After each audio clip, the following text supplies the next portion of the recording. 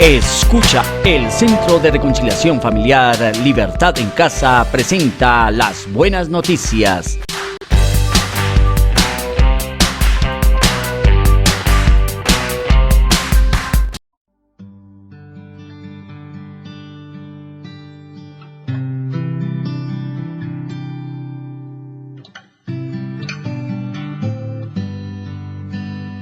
Quiero entregarte mis sueños, tu voluntad, haz en ellos. Mi corazón te lo entrego, enamórame de ti.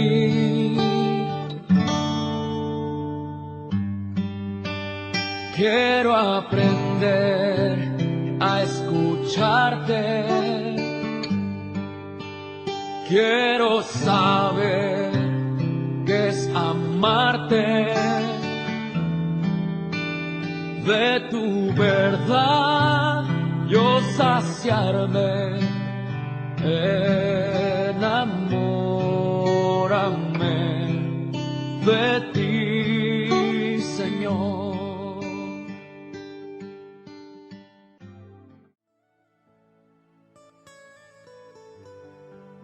Este era un pastor de esos que cuidan ovejas que dan lana, que tenía muy alto concepto de Dios y cada vez que salía a pastorear, entregaba su vida en la defensa de sus ovejas.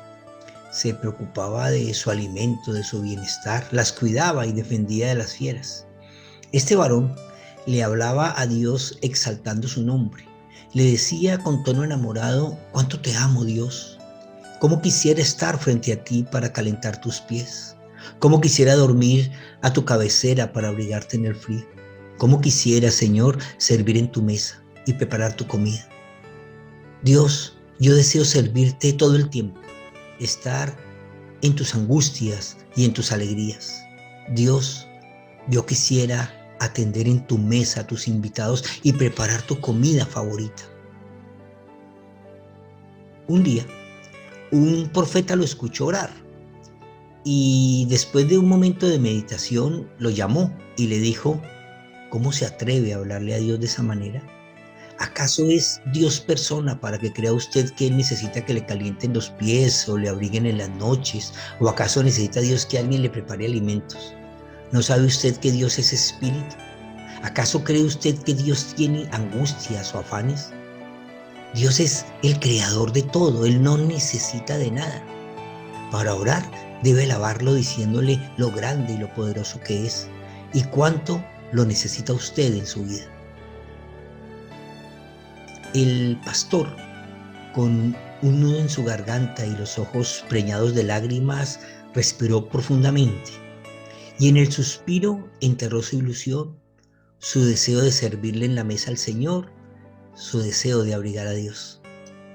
Este varón fue movido a comprender que él tenía un sueño que, según la sabiduría del profeta, a quien él consideraba un maestro de las cosas de Dios, no podía cumplir. Pues solo a un iluso se le podía ocurrir que Dios pudiera sentir frío o hambre o sed o estar triste, pues el hombre de Dios le enseñó que Dios era omnipotente y que Él no necesita de nadie. En cambio, nosotros necesitamos de Él. Hoy hay un rebaño abandonado que a la vera del camino deambula sin alimento ni pastor, pues con la ilusión muerta se murió el deseo y con el deseo se fue la vida del pastor.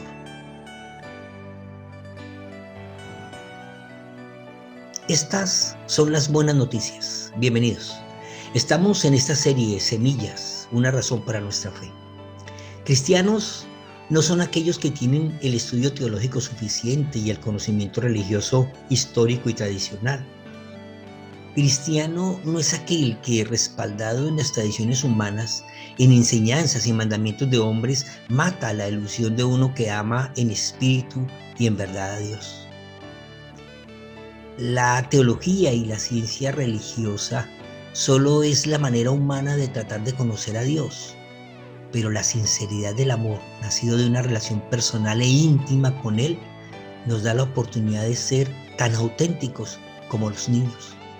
El Señor dijo: les aseguro que para entrar en el reino de Dios ustedes tienen que cambiar su manera de vivir y ser como niños. Porque en el reino de Dios las personas más importantes son humildes como este niño. Si alguien acepta a un niño como este, me acepta a mí. Mateo 18:3. Cambiar la manera de vivir es dejar de vivir de manera egoísta. El que vive para complacer su propio yo, que solo busca su beneficio y no piensa en los demás. El que permite que su cuerpo, manejado por los sentidos que reaccionan al placer y al poder, gobierne su vida, cediéndole el control de ella a sus deseos. El que siembra para sí mismo, escribió el apóstol Pablo, de sí mismo cosechará corrupción, pero el que siembra para el Espíritu, del Espíritu cosechará vida eterna. Gálatas 6:8. Esa es la verdadera tarea, y solo se logra si la persona es capaz voluntariamente de morir a sus deseos para poder vivir con la inocencia de un niño, pero la madurez de un adulto. Hermanos, dice Pablo, no sean como niños en su modo de pensar, sean como niños en cuanto a la malicia, pero en su modo de razonar actúen como gente madura. 1 Corintios 14:20. Lavar los pies del maestro, servirle en su mesa, calentar su cama y todas las expresiones nacidas de un corazón genuino, natural y humilde son las características del amor. Jesús está conversando con Nicodemo, un maestro de la ley religiosa judía, y le dice: tú eres un respetado maestro judío y aún no entiendes estas cosas. Te aseguro que les contamos lo que sabemos y hemos visto, y ustedes todavía se niegan a creer nuestro testimonio. Ahora bien, si no me creen cuando les hablo de cosas terrenales, ¿cómo creerán si les hablo de las cosas celestiales? Nadie jamás fue al cielo y regresó de él, pero el Hijo del Hombre bajó del cielo. Juan 3, 10-14. Este es el punto. Nos concentramos en los razonamientos, sino en la experiencia. Jesús desafía a todos los principales líderes religiosos que no entienden esas cosas que nacen del alma, porque se basan en sus teorías que intelectualizan la fe y enmarcan en reglas teológicas lo que debe ser una expresión de amor. Jesús aquí está diciendo que hablamos de lo que sabemos y lo que hemos visto. Dos expresiones que muestran la relación, no el estudio. Y es por esa relación personal e íntima que cada cual puede desarrollar un propio y único lenguaje de amor con Dios, su Padre. Es por eso que el apóstol escribió: debido a que somos sus hijos, Dios envió al Espíritu de su Hijo a nuestro corazón, el cual nos impulsa a exclamar: Abba, Padre. Ahora ya no eres un esclavo, sino un hijo de Dios. Y como eres su hijo, Dios te ha hecho su heredero. Gálatas 4, 6 y 7. Abba es una palabra aramea que estaba totalmente prohibida para los esclavos. Ellos no podían dirigirse al padre de familia con ese tipo de expresiones. En el idioma griego se unió la palabra pater, padre, para explicar su significado, pues Abba es la palabra formada por los labios de los niños de pecho. Implica una confianza total. Padre expresa un entendimiento inteligente de la relación. Las dos palabras juntas expresan el amor y la confianza inteligente del Hijo. Es por esto, de manera muy importante, que debemos dejar de lanzar juicios sobre los demás, su manera de orar, su forma de relacionarse con Dios y su lenguaje de amor, pues cada hijo tiene una relación personal con su padre. Quienes tenemos hijos lo hemos podido experimentar, pues cada uno desarrolla un lenguaje de amor propio y diferente del otro, y Dios lo sabe, pues Él conoce las intenciones de cada corazón y a Él le harta la teología. Un prejuicio es juzgar algo antes de conocer los hechos. Eso hacemos cuando tratamos de corregir la relación de uno con Dios. Esto no tiene que ver con la idolatría o con las corrientes religiosas que no conocen ni entienden a Dios y que también son producto de corrientes de pensamiento intelectual de quienes siguen esas doctrinas. Esto tiene que ver con mi relación personal de amor. Como está escrito en la Biblia, escribió Pablo, destruiré la sabiduría de los sabios y confundiré el entendimiento de los inteligentes. ¿En qué queda el filósofo? ¿Cómo queda el experto en las escrituras? ¿Dónde está el intelectual que discute sobre asuntos de este mundo? Dios ha convertido en tonterías la sabiduría de este mundo. El mundo en su propia sabiduría no conoció a Dios. Así que Dios en su propia sabiduría prefirió salvar a los que creen por medio de la locura del mensaje que predicamos. Para creer en el mensaje que anunciamos, los judíos, como muchos seres humanos, hoy quieren ver milagros y maravillas. Y los griegos, como muchos estudiosos, quieren oír un mensaje que suene razonable e inteligente. Pero nosotros anunciamos que Jesús es el Mesías y que murió en la cruz. Para la mayoría de judíos esto es insulto, y para los que no son judíos es locura. 1 Corintios 1, 19 al 22. Es que vale más una relación sincera y pura con Dios que una relación intelectual, científica y legal con el Rey del Universo. Pero claro, debo decir que es necesario el estudio de las Escrituras, pues en ellas está la historia y el conocimiento del plan de Dios, de sus preceptos, principios morales. En ella está plasmado el consejo de Dios que nos guía para vivir según su plan y propósito. Y cada ejemplo escrito es un ejemplo para saber cómo debemos ser para lograr una vida plena, llena de la virtud y la sabiduría.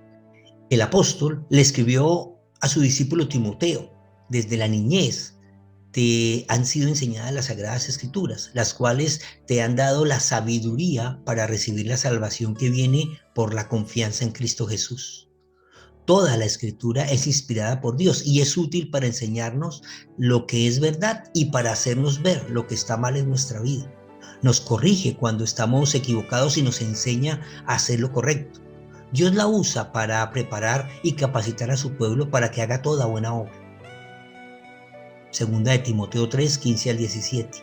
Nada tiene esto que ver con mi relación personal con el Padre, pues la Escritura me guía para saber cómo debo comportarme, pero mi amor me guía para saber cómo debo relacionarme, respetar y agradar a mi Padre. Ese es el verdadero propósito del estudio de la Biblia. Poder encontrar en sus páginas, capítulos, versículos, el entendimiento necesario para reconocer a Cristo como Rey, Señor y Salvador de nuestra vida. Esa es la sabiduría que viene de lo alto. ¿Quién de ustedes es sabio y entendido?, escribió Santiago. Demuéstrenlo con su buena conducta y por medio de actos realizados con la humildad propia de la sabiduría. Pero si ustedes abrigan en su corazón amargura, envidia y rivalidad, no tienen de qué presumir y están falseando la verdad. Esta clase de sabiduría no es la que desciende de lo alto, sino que es terrenal, estrictamente humana y diabólica. Pues donde hay envidias y rivalidades, allí hay confusión y toda clase de mal. Pero la sabiduría que viene de lo alto es ante todo pura y además pacífica, amable, benigna, llena de compasión y de buenos frutos, ecuánime y genuina. Y el fruto de la justicia se siembra en paz para los que trabajan por la paz. Santiago 3, 13 al 18. Ora conmigo. Señor, hoy quiero conocerte desde mi intimidad y no desde un estudio científico. Te ruego, llenes mi mente de ti y mi ser de tu espíritu, para que pueda alcanzar la confianza de ser tu hijo y recibir tu gracia y socorro. Que mi conocimiento no sea el resultado de mi intelecto, sino el reflejo de tu vida, obrando en mí. Te ruego, llenes mi corazón con tu presencia y mi mente con tu verdad, para que viva de acuerdo a tu palabra y no según la teoría hipócrita de una religión. Maranata. Comparte. Alguien que conoces necesita escuchar. Que tu presencia me inunde, haz de mí un